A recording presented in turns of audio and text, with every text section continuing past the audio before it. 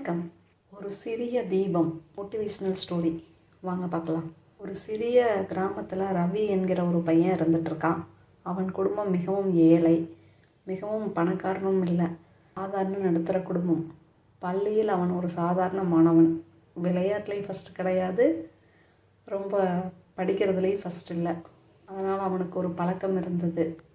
எதுக்கும் பயப்படுவான்.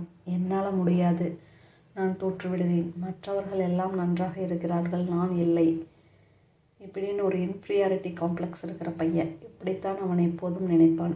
ஒரு நாள் அவன் அப்பா ஒரு சிறிய விளக்கை ஏற்றி வைத்து கேட்டார், ரவி, இந்த விளக்கை பாரு. ரவி சொன்னான், சின்ன விளக்குத்தானேப்பா?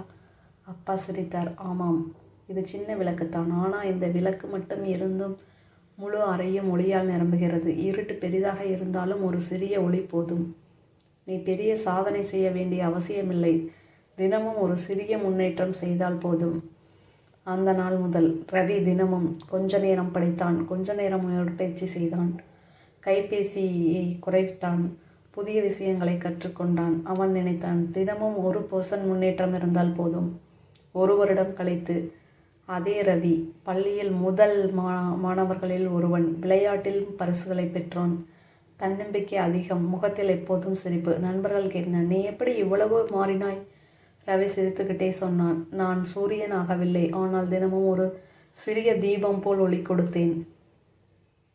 பெரிய வெற்றி ஒரு நாளில் வராது, சிறிய முயற்சிகள் தான் பெரிய மாற்றத்தை தரும். உன்னை நீ நம்பினால் எல்லாம் சாத்தியம். மெதுவாக போனாலும் பரவாயில்லை, நின்று விடாதே. உன்னை யாரிடமும் ஒப்பிடாதே. நேற்று இருந்ததை விட இன்று ஏதாவது சிறப்பாக கற்றுக்கொண்டாய் என்று நம்பு. நன்றி.